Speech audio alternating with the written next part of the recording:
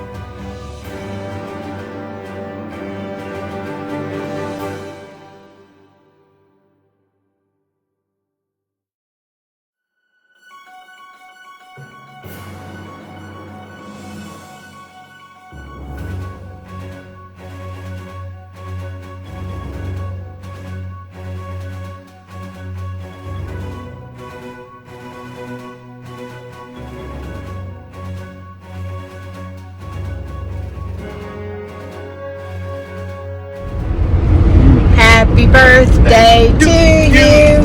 Happy birthday to you. Happy birthday, dear Claire. 19. Happy birthday to you. Enjoy your last teen year, darling. I love ya.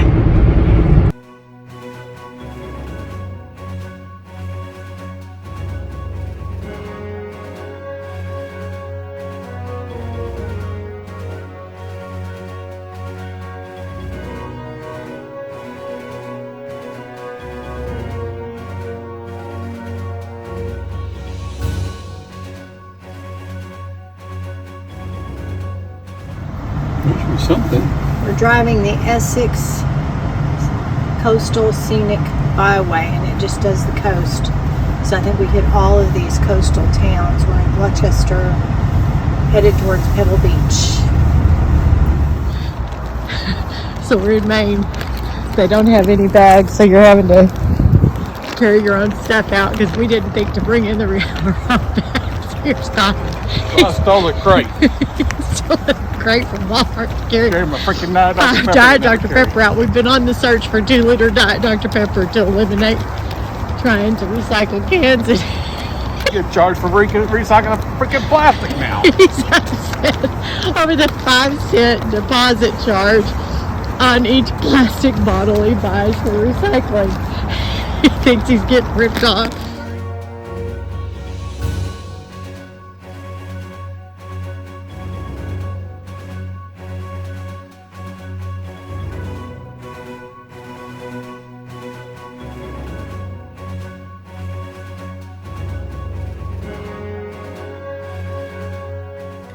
So this video entails York, Maine. There are several historical homes there in York that are part of the Historical Society there in York. And the first home you're going to see is Elizabeth Perkins' home. They lived there from 1898 to 1952 when Elizabeth died. Prior to that, it was a ferryman's home in the 1700s, and the ferryman would ferry people across from York over to the other side across the small river inlet. Well, it's ocean inlet that comes in. And so what you'll learn about Elizabeth and her mom was that they were worldwide travelers back in the day in the 1800s. So they would travel to Egypt, they would travel to Peru, they would travel to Inca, they would travel all of these places, and they have relics in their home from the places that they visited. Like travelers, they gathered souvenirs and what have you. And even though Elizabeth lived in that house in 1952, you'll see that her dining room was decorated like that in the Revolutionary time period. So the old fireplace, the old pewter, all those things. They really loved history. They wanted to preserve history. And so when they passed away, they donated their home. They had purchased the jail from the 1600s and donated it to the National Historical Society. So you'll see that as well. Elizabeth Perkins' house. This is a historic home here in York, Maine.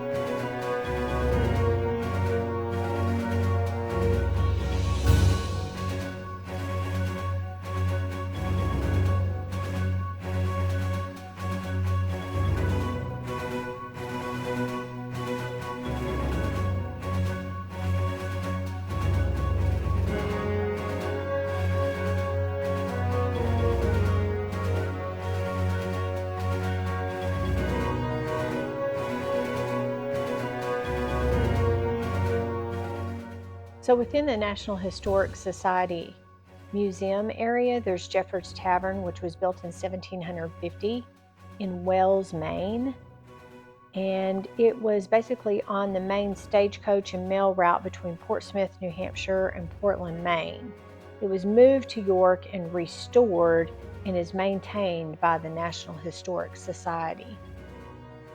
There are also various artifacts in that museum that date back to that time period and before, to include these paintings that you're seeing here, which are huge paintings, but when you zoom in, the extreme detail that you're seeing that these artists did, and you can't see it until you like I took a picture of it with my camera, and then you zoom in. I mean, you can see how far away, you don't see any of these little details, and then you zoom in and you see the men, the writing, the name of the ship, the Empress of the Seas. And they also had a ledger there on like all of the passengers that were on the boat, what they paid to ride on the boat, various manifestos, different chests that they used to carry materials. It was really an interesting stop, and we're glad we spent some time there. That's an old-time potty chair. So, hope you enjoy this little tour of the York Historical Society.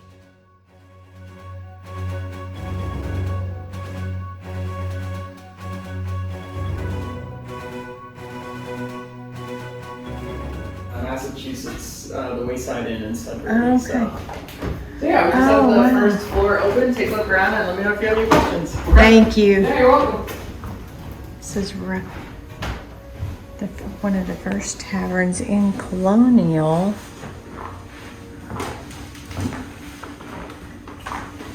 York was the third town created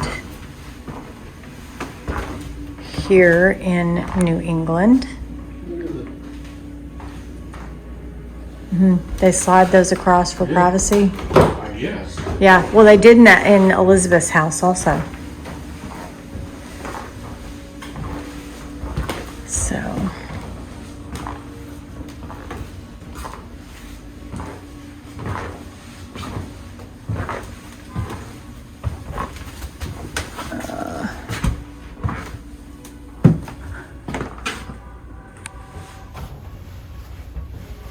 This is a replica. They're not everything is original to the tavern. It's probably salvaged from other colonial buildings. But because of that, we can really use this building because the hearth was recently rebuilt. We do hearth cooking demonstrations. We have dinners in here where they bring in a local restaurant to cater, light all the fireplaces. It's really fun at night. Wow. Christmas tea, that kind of thing. So yeah, and you can kind of smell we did giant cakes.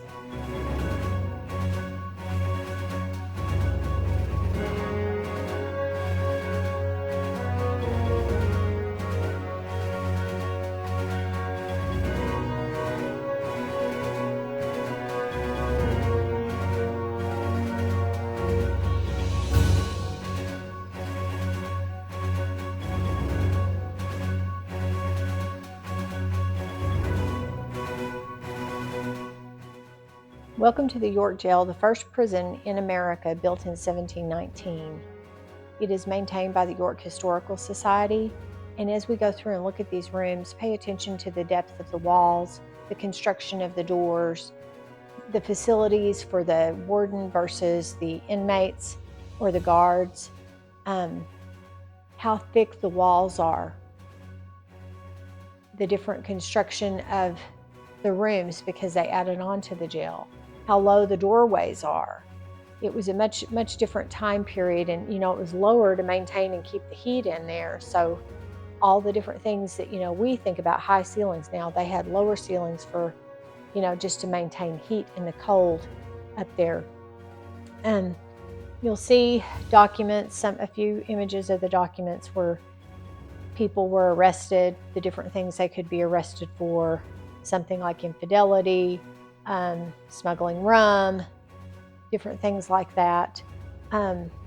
It really was a neat facility to go through and experience with our narrator. We had a tour guide that took us through, so enjoy looking at these next few clips of this oldest America's oldest prison.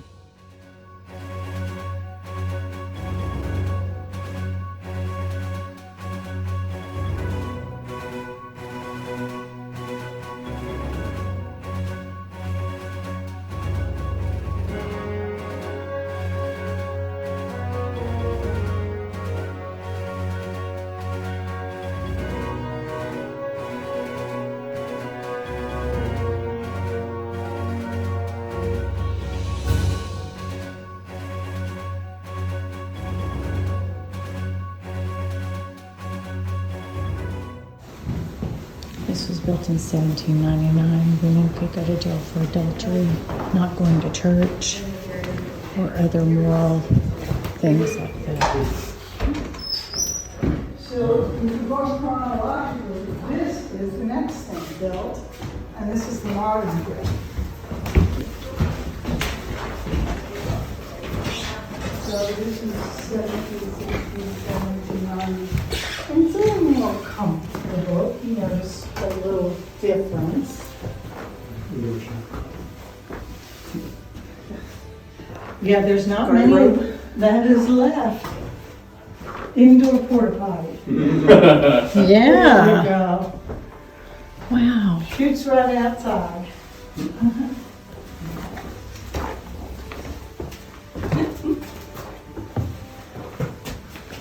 Wow. We have down illicit relations, now we have fornication. Yes. So $31,000. Oh, cool. In 1810. Yeah, and a visitor who obviously I gave for it, I don't know that. So next is our lobster experience. We went on a lobster tour with her where they modeled baiting and catching lobster. I don't know how much modeling the guy did, but he actually was out there. He caught some lobster and showed us how he actually did the process. And the place we started off on the dock was pretty cool because it actually had things to go look at and some art stuff and things just to see around there, and then eating stuff. And then you get on the boat and go do some fishing, he called it. So these next few videos, stuff like that, should be fun to see. It was really interesting. We learned a lot. There's Pumpkins Cove. All the shops. What's that?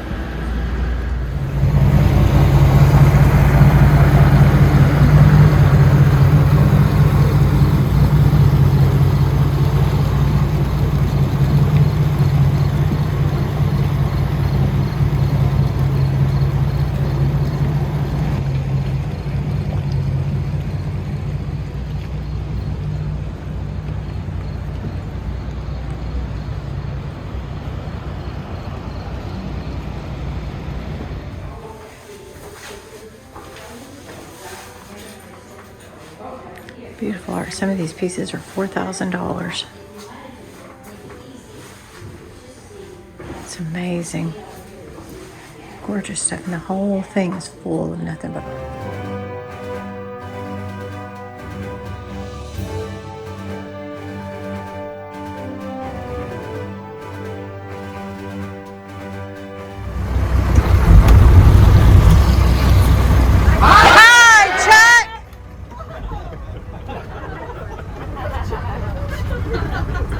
It used to be done by hand, but even still, it's very labor intensive.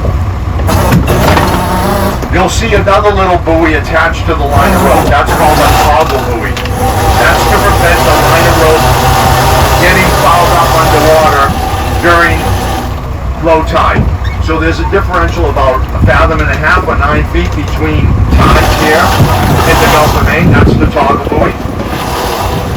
And at low tide, there's a lot of slack in the water, so we don't want it to get all fouled up. I see one little one in there. Might be a keeper. And you see the fish bones. So Captain Tom's measuring it from the eye socket down the carapace. Too short. That's a short. Goes back in the water.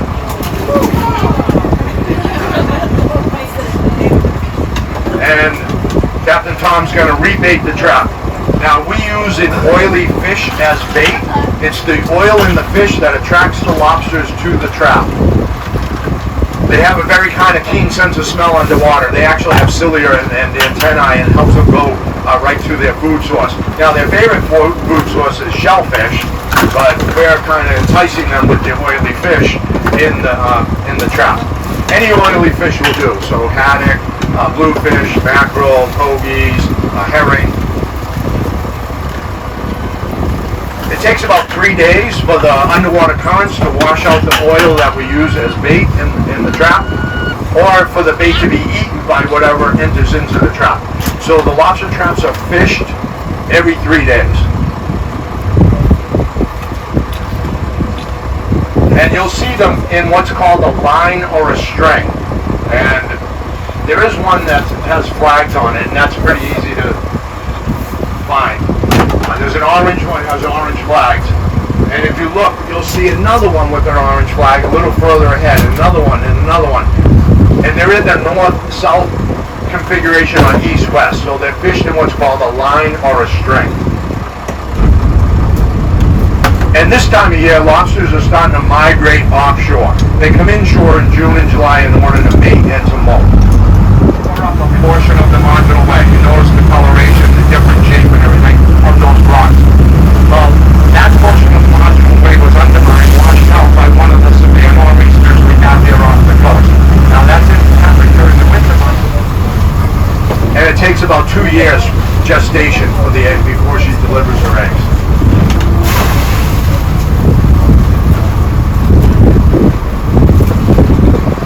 Alright, so Captain's placed the trap back. He's going to approach another trap. But here, you can, if you look on land, you can see those larger striations. If you see big swaths of gray rock, that's basalt, but don't take that for granted.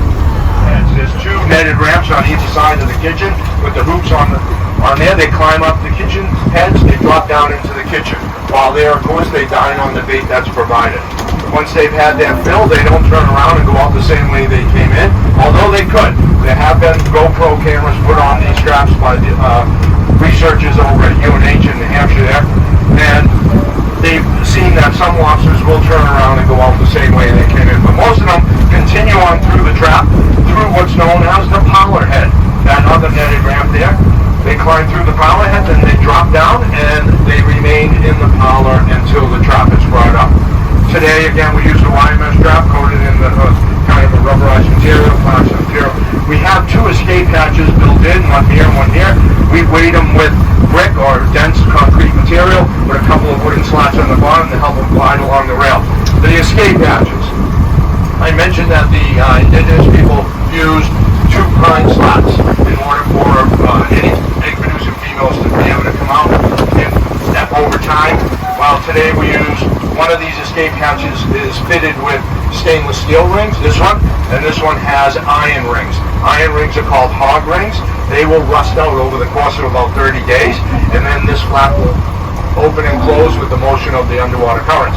If a large egg-producing female is caught in this trap and it's unrecoverable, she's able to get out. Now, you might say, well, why isn't it unrecoverable? Pleasure craft comes along with a propeller, inadvertently cuts the line, this trap sits on the bottom. So we want to make sure that any of those females that might get caught in the trap, you see these colored bands on here. The state makes you buy one for every trap you own. They're 50 cents a piece. That's every year they change the color.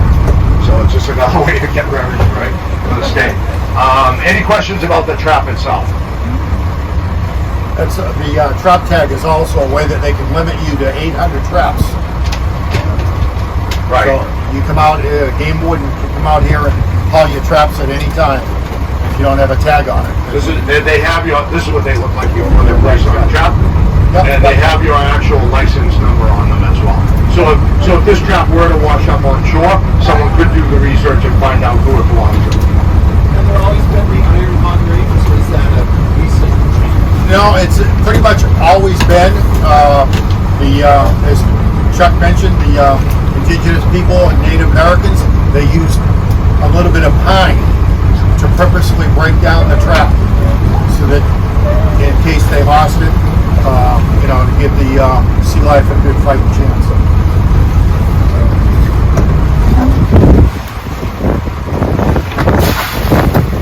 All right, so we're going to continue on down the coast a little bit. bit down south. We're going to go up to that resort there on the rocks. That's called the Cliff House.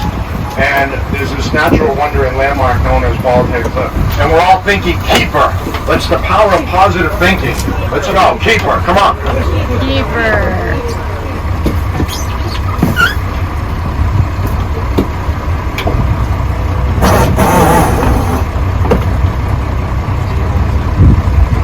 You may have noticed some purple stripes on the line. Those purple stripes were put there intentionally because there was a few years ago there was a controversy about right whales getting caught up in lobster lines. And we know for a fact that that wasn't occurring, but now those purple stripes are put on the line of rope to indicate that if any lines were around a whale, they could see that it was not a lobster line. All right, so a couple of lobsters in this trap. You guys are doing good with the power of positive thinking. That one looks like a keeper. Keeper. Alright, it's not a female.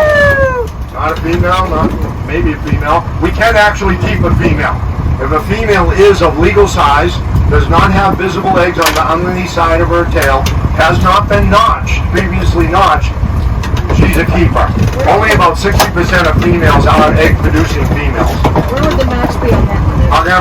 I'll bring a lobster around. I'm going to bring a male and a female around before the trip's over, show you the difference between the two.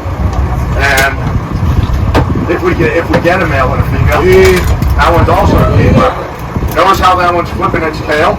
I'll talk about that one in a little bit. It's also got a smaller claw. It's regrowing its claw. They can regenerate their claws, their legs, and their antennae. They have the remarkable ability to regrow any of those limbs. Now, Captain has banded the two bigger claws on the two bigger legs. The claws are actually legs. There's a total of 10 of them. But the two big claws, he's banded them, and there are two main reasons for that, but I like to say there's 10 main reasons. But the two main reasons are, they'll go after the hauler. They don't want to get caught. So if they're taken out of the trap, they're going to try to nip him, so he might throw them back in the water out of shot. The other reason is, they will go after each other in the tank. Alright? Their favorite food is shellfish, so they will eat each other. Now, they don't like to share their food because they're shellfish.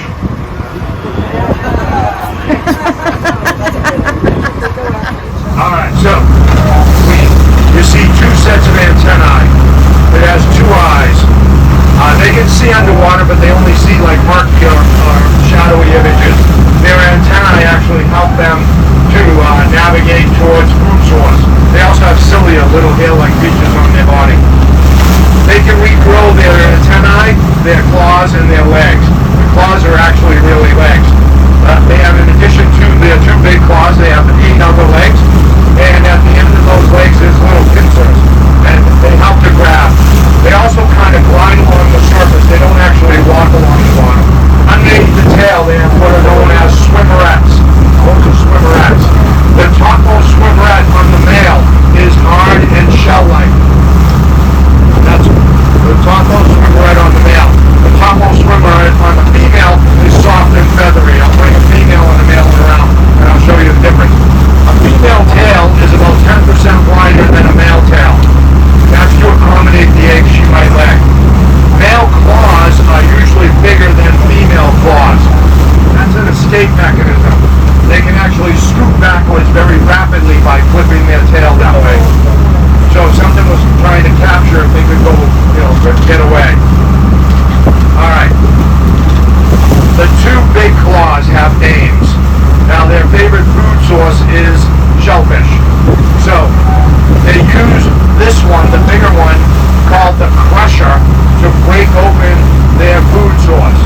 You can see it's very powerful, very big. It's got blunt